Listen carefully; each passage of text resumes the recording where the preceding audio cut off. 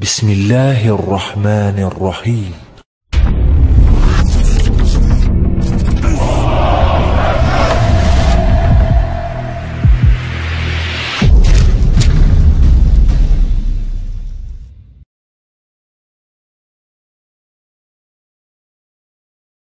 Assalamualaikum warahmatullahi wabarakatuh. Nah, seperti apa kronologinya? Ya, jadi jika kita bicara tentang Perang Dunia Pertama, itu ada dua pihak yang melakukan perang, yaitu pihak sentral atau blok sentral, yaitu teman-temannya Jerman, yaitu yang terdiri dari 4 negara seperti Jerman, Turki, Bulgaria, Austria, Hongaria. Nah, sedangkan kelompok satunya yaitu pihak sekutu atau blok Prancis yang terdiri dari 23 negara yang antara lain seperti Prancis, Rusia, Inggris, Italia, Amerika Serikat, Serbia, Belgia, Rumania, Yunani, Portugal, Jepang, dan lain-lain, yang masih ada sebanyak 23 negara. Nah, Perang Dunia I ini melanda wilayah Eropa terbagi atas beberapa front atau wilayah peperangan. Nah, sekarang kita akan membahas satu persatu peperangan yang terjadi ketika Perang Dunia Pertama. Jadi pada Perang Dunia Pertama ini, peperangan itu terjadi di beberapa wilayah seperti front barat, front timur, kemudian juga disebut sebagai front Italia, juga ada yang keempat front Balkan, terus juga ada yang kelima yaitu front laut. Nah, sekarang kita akan membahas front yang pertama yaitu front barat. Ya, front barat di peperangan yang terjadi di front barat. Pada saat itu Jerman menduduki Belgia dan Prancis. Namun Prancis berhasil memukul mundur Jerman dalam perang. Perang yang terjadi di tepi Sungai Marne, yaitu Jerman mengumumkan sebagai perang parit, ya, di Verdun, namun tetap dapat dipukul mundur oleh Prancis, ya. Jadi jika kalian bisa membayangkan front barat ini adalah sebuah peperangan di mana pada saat itu Jerman menduduki Belgia. Jerman bisa menduduki Belgia dan Prancis, ya. Tetapi Prancis itu berhasil memukul mundur Jerman. Nah, sehingga pada saat itu Jerman mengumumkan tentang perang parit, ya. Kalau misalnya kalian bisa melihat video atau gambar, nanti ada yang namanya peperangan di mana peperangan itu membuat yang namanya seperti parit-parit atau seperti selokan, di mana para pasukan itu akan berlindung di parit-parit tersebut, sehingga ketika akan menyerang dia masuk dulu ke parit, kemudian bikin parit lagi menuju ke tempat yang akan dituju, kemudian dia akan masuk lagi ke sana. Itu yang terjadi seterusnya seperti itu. Itu yang dikenal sebagai perang di wilayah barat atau dikatakan sebagai front barat, ya. Dikenal juga sebagai perang parit yang diumumkan oleh Jerman, ya. Perang parit yang di Verdun namun tetap dapat dipukul mundur oleh Prancis. Jadi di sini Jerman menyerang tetapi bisa dipukul mundur oleh Prancis. Nah, sekarang kita menuju ke wilayah yang lainnya yang dikenal sebagai front timur. Nah, pada saat di front timur ini, Jerman berhasil memukul mundur Rusia. Ya, jadi ini musuhnya beda lagi.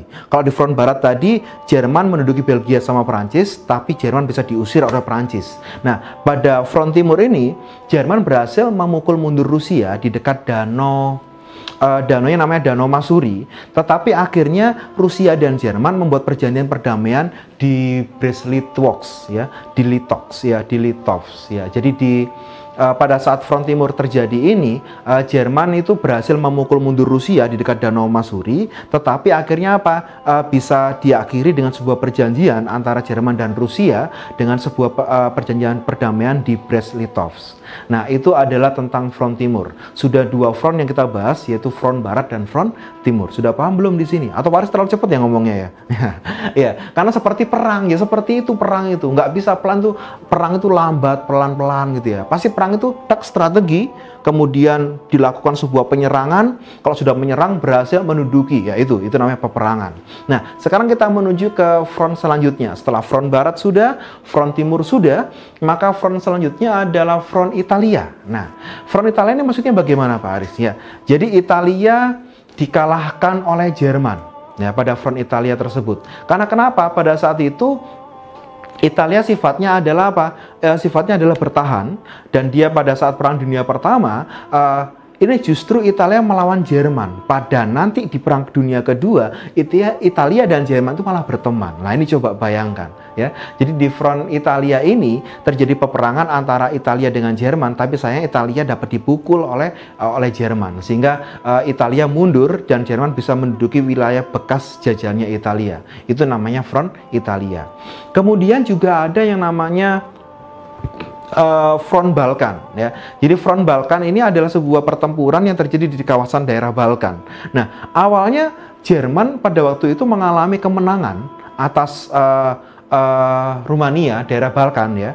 Akhirnya Rumania dan Serbia menyerah terlebih dahulu kepada Jerman pada saat itu. Nah, Inggris menyerang Dardanella, yaitu sebuah wilayah, tetapi dalam pertempuran di Gallipoli, Inggris berhasil dikalahkan oleh Turki. Turki sendiri adalah apa? Bagian dari blok sentral. Nah, akhirnya Inggris mundur dari Turki menuju ke Yunani. Ya, Inggris menghantam Bulgaria dan menyerah tahun 1918. Nah, kemudian Turki itu diserang oleh Inggris dari daerah Arabia, Palestina, dan Irak. Turki menyerah pada tahun 1918. Nah, di kawasan Balkan ini lebih rumit ya peperangannya, karena apa? Ada beberapa pihak yang ikut berperang di situ. Jadi pertama kali yang mengalami kemenangan adalah Jerman di kawasan Balkan. Rumania dan Serbia menyerah dengan Jerman. Ya, sudah paham di sini ya. Jadi Rumania sama Serbia kalah ketika di Balkan oleh Jerman. Terus Inggris sebagai bagian dari sekutu itu menyerang Dardanella. Tetapi dalam pertempuran di Gallipoli, Inggris berhasil dikalahkan oleh Turki. Turki temannya Jerman. Nah, itu ya.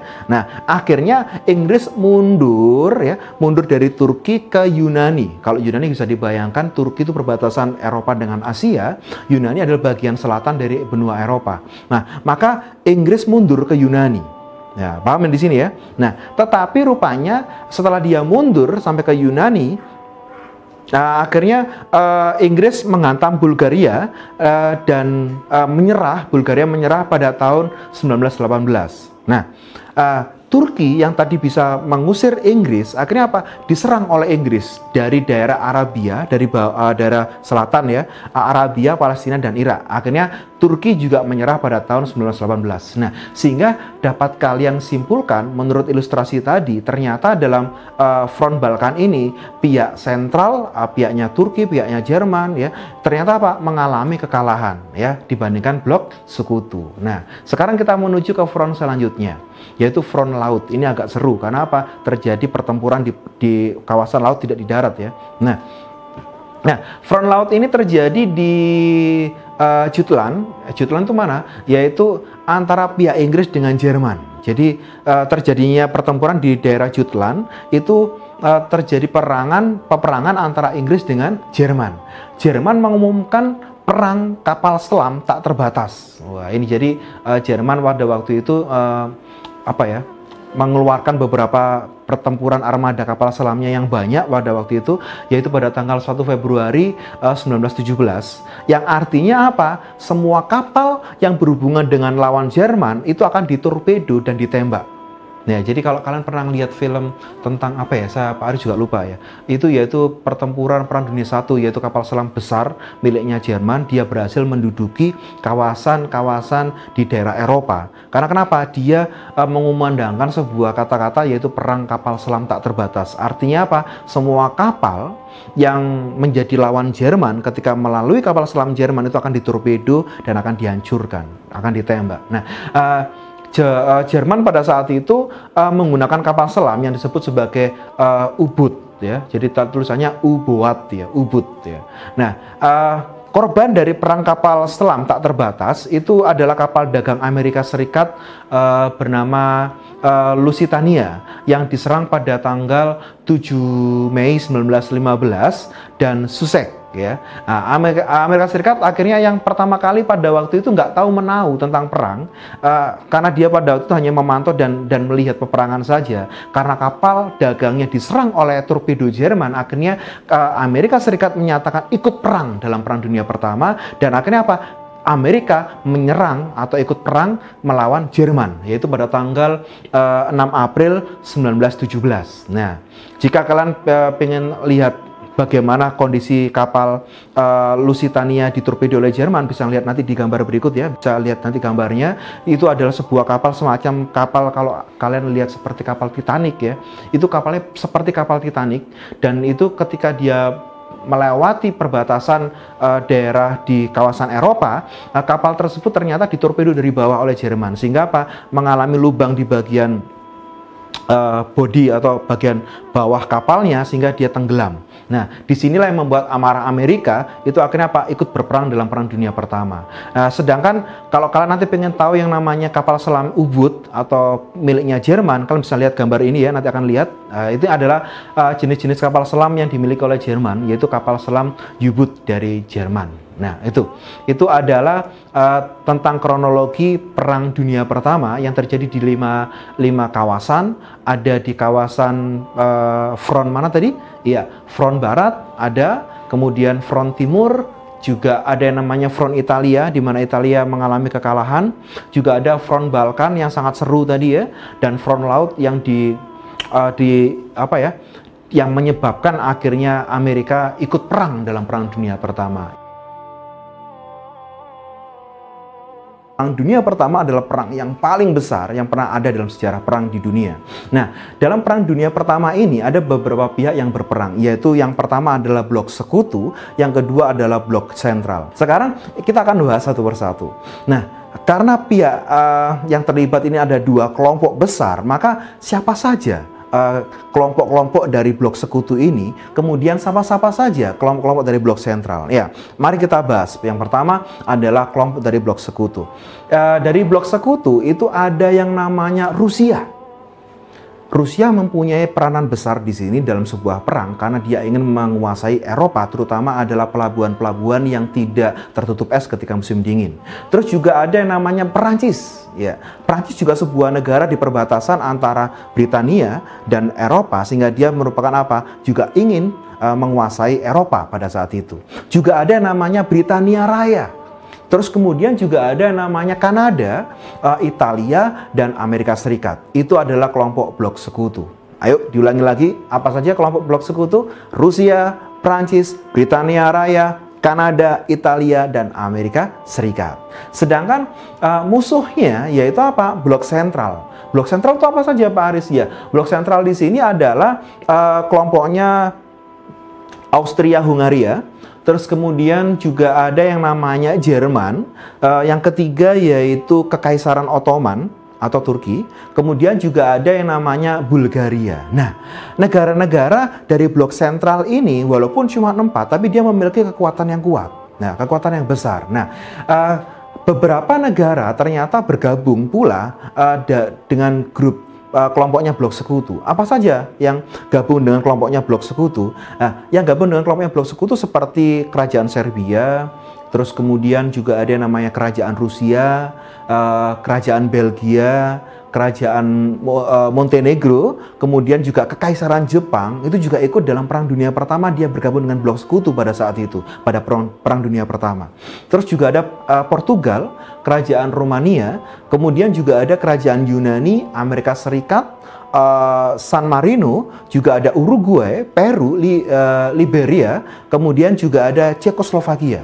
Nah, beberapa negara lainnya yang tergabung dalam blok sekutu seperti Andorra, Tiongkok atau Cina sekarang ya, terus kemudian Brasil, ada Bolivia, Costa Rica, Kuba, Guatemala, kemudian Haiti, juga ada Honduras, juga ada Ekuador, Nicaragua, Panama, Siam, dan Republik Demokratik Armenia. Nah, itu adalah negara-negara yang tergabung dengan blok sekutu. Wah, kok banyak banget blok sekutu? Iya, karena memang blok sekutu, dikatakan aja sekutu, dia ada perkumpulan, dia apa, bersatunya kelompok-kelompok sekutu melawan kelompok yang satunya, yaitu apa, kelompok blok sentral yang hanya cuma 4 negara. Tapi dalam perkembangannya nanti akan kita lihat mana yang pecah, mana yang gabung, dan sebagainya. Ayo kita bahas sama-sama. Nah, Perang Dunia Pertama atau Perang Dunia I disingkat PD1, dan istilah-istilah lainnya dalam bahasa Inggris seperti The Great War, War of the Nation, atau mungkin war to end all war, ya, perang untuk mengakhiri semua perang, dan kata-kata sebagainya. Itu adalah sebuah konflik dunia, perang global yang terpusat di Eropa, berlangsung, ayo masih ingat, video sebelumnya, berlangsung pada mulai tanggal 28 Juli 1914 sampai dengan 11 November 1918 yang diawali dari konflik di semenanjung Balkan.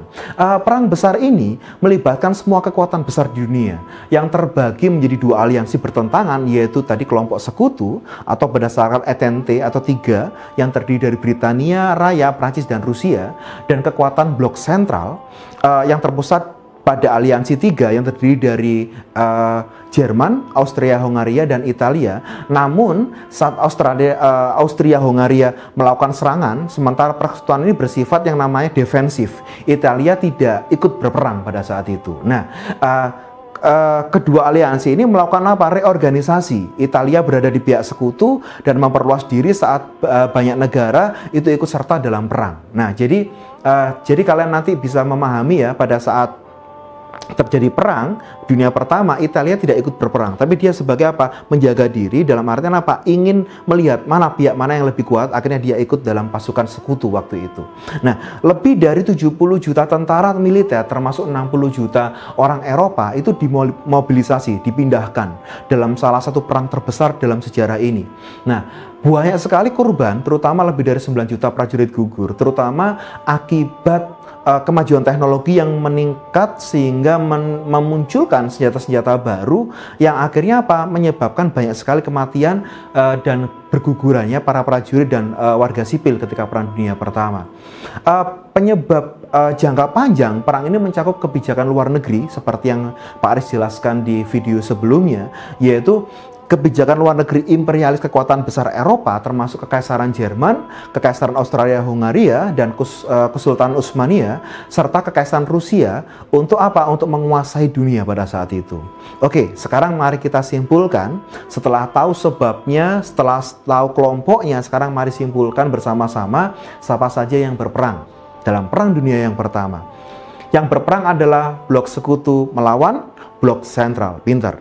Blok sekutu siapa saja? Iya, ada Rusia, benar. Ada siapa lagi? Ada Prancis, iya. Britania Raya, Kanada, Italia, dan Amerika Serikat. Sedangkan negara-negara lainnya yang cukup banyak bergabung dalam kelompok blok sekutu. Sedangkan lawannya adalah apa? Blok sentral, ya. Blok sentral ada berapa negara? Ada 4 negara, tapi pada saat itu Italia tidak ikut-ikutan, tapi dia apa? Bergabung dalam kelompok sekutu. Blok sentral ada 4 negara, apa saja di situ? Ada Austria-Hungaria, ada Jerman, ada Kekaisaran Ottoman atau Turki ya, terus kemudian juga ada Bulgaria. Nah, semoga kalian dari adanya informasi ini akhirnya tahu kenapa kok muncul yang namanya blok sekutu, kenapa kok muncul blok sentral, terus kemudian mereka ngapain nih? Nah, mereka akhirnya melakukan sebuah perang, yaitu apa? Terjadinya perang besar namanya Perang Dunia. Nah, jika kita bicara tentang akhir Perang Dunia Pertama, berakhirnya Perang Dunia I terjadi setelah serangan besar-besaran yang dilakukan oleh pihak sekutu. Nah, yang pada waktu itu melawan apa? Pihak sentral. Nah, serangan ini membuat pihak lawan, yaitu Jerman dan kawan-kawan yang tergabung dalam blok sentral, yaitu menyerah pada tahun 1918.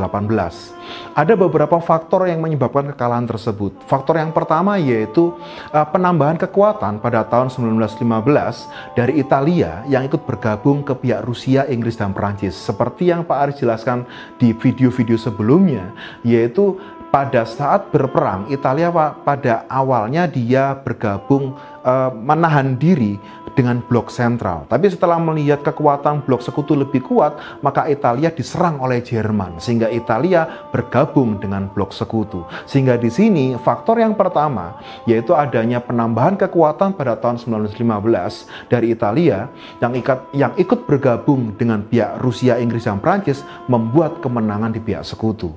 Terus faktor kedua yang menyebabkan kemenangan pihak sekutu dan kekalahan dari pihak blok sentral yaitu apa? Bergabungnya Amerika Serikat pada tahun 1917 ke pihak sekutu yang disebabkan pada saat itu karena warga Amerika Serikat tewas saat kapal Inggris ditenggelamkan oleh Jerman. Jadi di pertemuan video sebelumnya Pak Aris sudah jelaskan, yaitu salah satu kapal selam miliknya Jerman, U-boat, itu menembak yaitu kapal dagang milik Amerika, sehingga banyak sekali warga Amerika yang tewas. Nah, hal inilah yang menyebabkan Amerika akhirnya marah dan bergabung dengan kelompok sekutu untuk menyerang Jerman dan teman-temannya. Nah, itu adalah faktor yang kedua. Nah, faktor yang ketiga yaitu munculnya gerakan sosial di Jerman dan Austria, yaitu gerakan sosial ini bosan dengan kegiatan perang yang berlangsung lama sehingga melemahkan Jerman. Sehingga di situ ternyata ketika Jerman berperang musuh lawan-lawannya di dalam negeri, pihak-pihak Jerman juga mengalami yaitu gerakan sosial dari orang-orang Jerman yang nggak suka ternyata dengan politik perang tadi. Nah, menyerahnya blok sentral menyerahnya blok sentral kepada pihak sekutu pada bulan November tahun 1918 kemudian disusul dengan penyelenggaraan perjanjian-perjanjian perdamaian. Nah, perjanjian perdamaian ini dilangsungkan pada tanggal 28 Juni 1919 ya. Jadi perjanjian ini dilangsungkan pada tanggal 28 Juni 1919 di Paris dengan diwakili oleh 70 utusan dari 27 negara pemenang Perang Dunia I atau pihak sekutu. Nah, perjanjian itu yang menyelesaikan Perang Dunia I, yaitu bernama Perjanjian Versailles dan merupakan kunci utama tercapainya perdamaian dari kedua belah pihak. Nah, apa saja sih Pak Aris isi dari perjanjian Versailles? Ya, jadi isi dari perjanjian Versailles yaitu yang pertama, pihak Jerman menyerahkan daerah Lotharingen dan Alsace kepada pihak Prancis serta daerah Malmedy dan Eupen kepada pihak Belgia. Karena sebelumnya Jerman menduduki kawasan ini. Setelah Jerman dinyatakan kalah dalam Perang Dunia Pertama, maka wilayah tersebut dikembalikan kepada Prancis dan Belgia. Terus kemudian isi perjanjian Versailles yang kedua, yaitu daerah koloni Jerman diserahkan ke Prancis, Jepang, dan Inggris. Itu yang isi yang kedua. Isi perjanjian Versailles yang ketiga, yaitu pasukan militer Jerman dibatasi, yakni tidak boleh lebih dari 100.000. Kasihan Jerman. Setelah Perang Dunia I, nyerang kemana-mana dengan pasukannya kemana-mana. Setelah perjanjian Versailles harus di stop. Cuma berapa? 100.000 saja. Nah, ini bagaimana nanti kita akan lihat siapa yang curang di Perang Dunia II nanti ya. Nah, ini Pak Arko sudah bocorin ya. Ya, tenang saja ya. Nanti kita akan bahas Perang Dunia II di pertemuan selanjutnya. Nah, jadi isi yang ketiga yaitu melalui perjanjian Versailles ini yaitu pasukan militer Jerman dibatasi nggak boleh lebih dari 100.000. Nah, terus isi yang keempat dari perjanjian Versailles yaitu pihak Jerman harus membayar ganti rugi perang. Ya, yaitu sebanyak 132 miliar mark.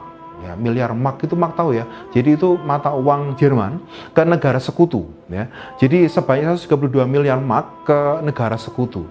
Jerman yang memulai, Jerman yang kalah, Jerman suruh bayar pula. Kasihan Jerman. Terus isi yang kelima dari perjanjian Versailles yaitu wilayah SAR di bawah pengawasan Liga Bangsa-Bangsa dalam waktu 15 tahun.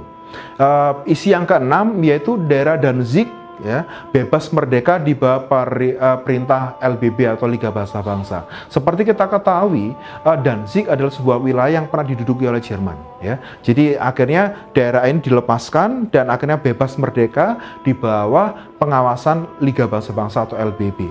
Nah, terus isi yang ketujuh yaitu Jerman bagian barat dikuasai oleh pihak sekutu dalam kurun waktu 15 tahun. Nah, itu adalah isi dari perjanjian Versailles.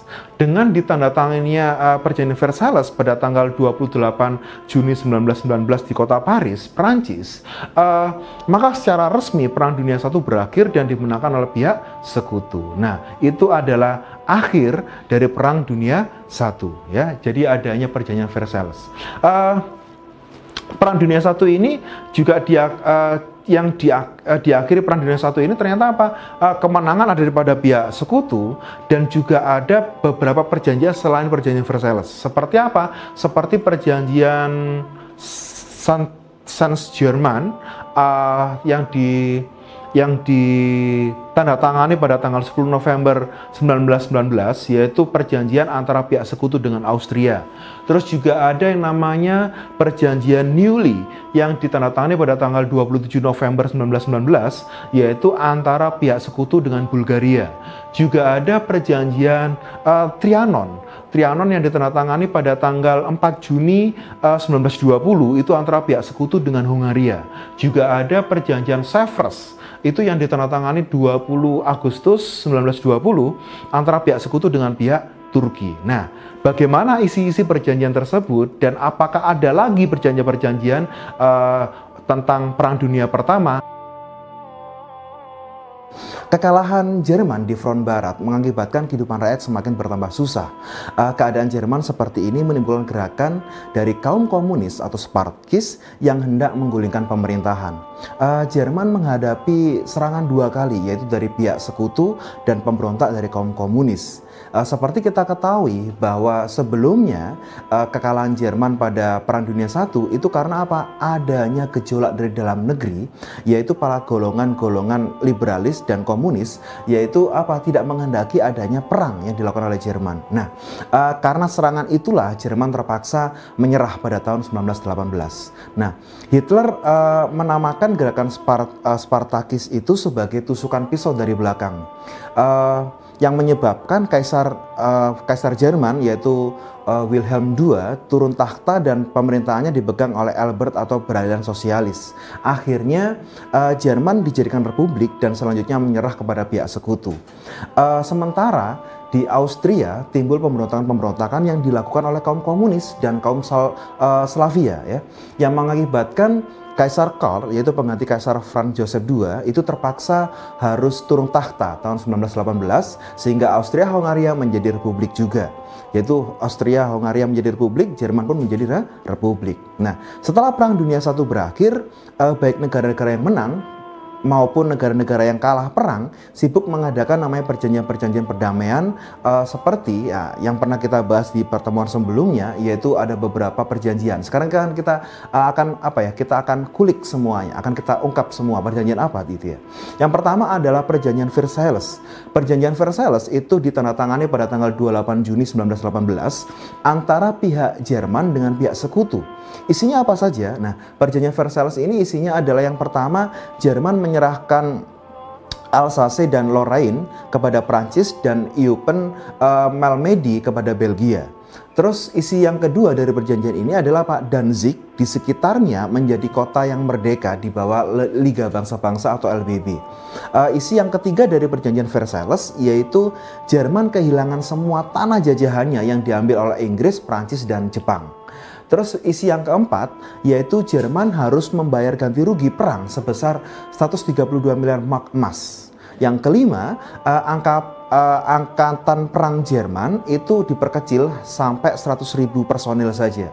Nah, kemudian juga ada isi yang keenam dari perjanjian Versailles yaitu kapal perang maupun kapal dagang Jerman diambil alih oleh Inggris. Nah, kalian pasti sudah tahu dong mengapa kok sampai kapalnya Jerman diambil alih oleh Inggris.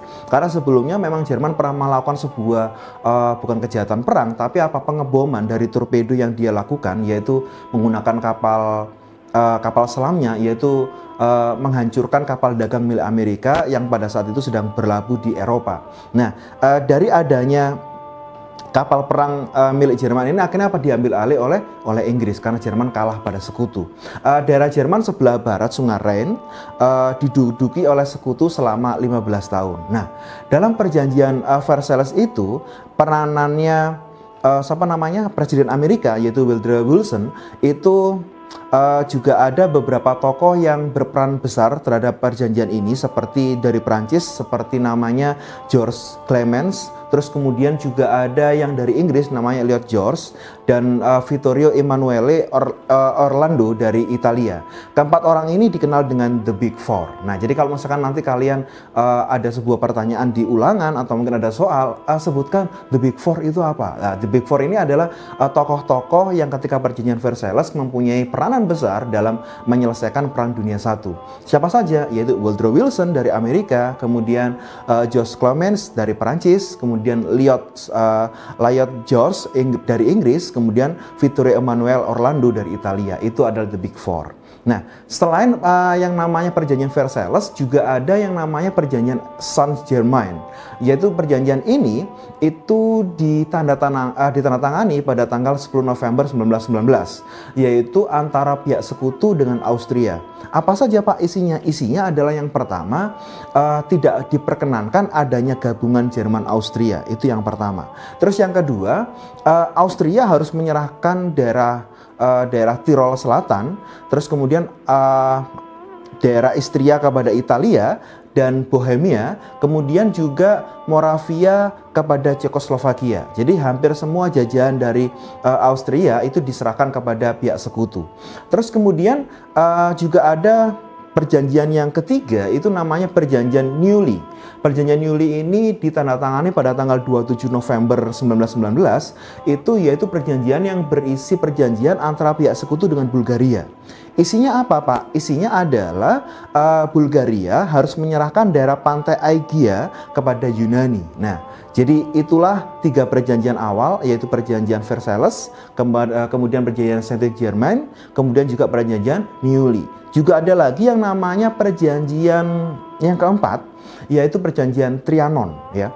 Perjanjian Trianon ini ditandatangani pada tanggal 4 Juni 1920, itu antara pihak sekutu dengan pihak Hongaria, yang isinya ada 2. Yang pertama adalah daerah Hongaria diperkecil, itu yang pertama. Terus yang kedua, keluarga Habsburg tidak boleh menjadi raja di Austria Hongaria. Nah itu ya, jadi itu perisi dari perjanjian Trianon. Juga ada yang namanya perjanjian Savres ya. Perjanjian Savres ini ditandatangani pada tanggal 20 Agustus 1920, itu antara pihak sekutu dengan pihak Turki, yang isinya yang pertama, daerah Turki diperkecil dan hanya tinggal kota Konstantinopel di sekitarnya dan sekitarnya. Terus juga ada isi yang kedua dari perjanjian Savres, yaitu daerah yang penduduknya bukan orang Turki harus dilepaskan. Nah itu ya. Terus isi yang ketiga yaitu Smyrna dan Tracia diduduki oleh Yunani. Dardanella, Laut Marmora, Selat Bosporus harus dibuka untuk kapal-kapal dari semua bangsa. Terus juga ada Armenia diberi status yang merdeka.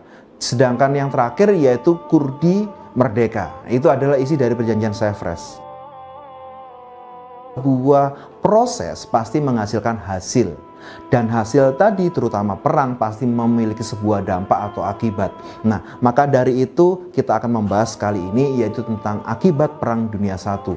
Nah, jika kita bicara tentang akibat Perang Dunia I, itu ada beberapa bidang kajian yang akan kita bahas. Yang pertama yaitu di bidang politik. Apa saja sih Pak dampak akibat Perang Dunia I di bidang politik? Jadi yang pertama, di bidang politik, Perang Dunia I mengakibatkan perubahan wilayah dari negara-negara besar seperti Jerman, Rusia, Austria, Hongaria, dan Turki. Ya, jadi negara-negara ini akhirnya apa? Ada yang bertambah wilayahnya, ada yang makin menyusut seperti Jerman, karena dia sebelumnya pernah menyerang di beberapa wilayah. Karena Perang Dunia I dia sebagai blok sentral dia kalah, otomatis wilayahnya dicaplok oleh negara-negara sekutu. Terus dampak politik yang kedua yaitu apa? Kerajaan Jerman, Turki, Austria, dan Hongaria berubah menjadi negara republik yang menganut sistem demokrasi liberal. Sedangkan Rusia menjadi negara republik menggunakan paham komunis atau dikatakan sebagai demokrasi rakyat. Nah, hal ini tidak lepas dari yang kita pelajari sebelumnya, yaitu tentang akhir dari Perang Dunia I, yaitu di mana ketika Jerman mengalami kekalahan Perang Dunia I, beberapa pihak yang ada di dalam negeri Jerman itu menghendaki adanya perubahan, sehingga merubah kerajaan menjadi bentuk negara atau berbentuk republik ya. Terus dampak yang ketiga dari bidang politik akibat Perang Dunia I yaitu apa? Adanya atau munculnya negara-negara baru yang merdeka. seperti contohnya yaitu Mesir, kemudian Iran, ada juga namanya Cekoslovakia, juga ada Yugoslavia, Polandia, Finlandia, Arabia, Syria, dan Lebanon. Negara-negara ini muncul sebagai negara-negara baru karena apa? Pada waktu itu mereka tergerak untuk menciptakan, menumbuhkan nasionalisme setelah Perang Dunia I menjadi sebuah negara baru.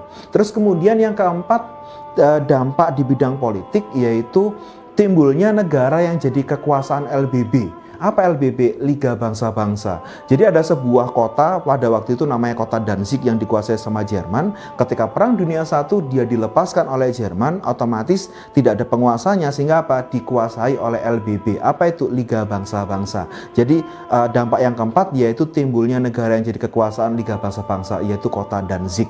Ya, akhirnya menjadi sebuah wilayah kekuasaan LBB. Juga ada dampak yang kelima di bidang politik, yaitu apa? Terjadinya pengambil alihan wilayah seperti Elzas, kemudian juga ada Lotharingen, terus kemudian Eupen dan Almedi. Ya, itu adalah wilayah-wilayah yang diambil alih, yang pertama kali dikuasai oleh negara blok sentral, akhirnya diambil alih oleh negara-negara sekutu.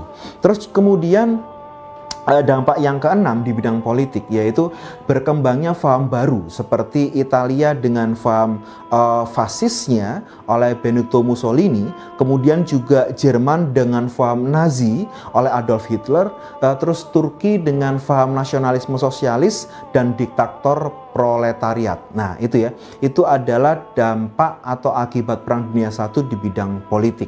Nah, sekarang Pak Aris akan menjelaskan tentang dampak Perang Dunia I di bidang ekonomi.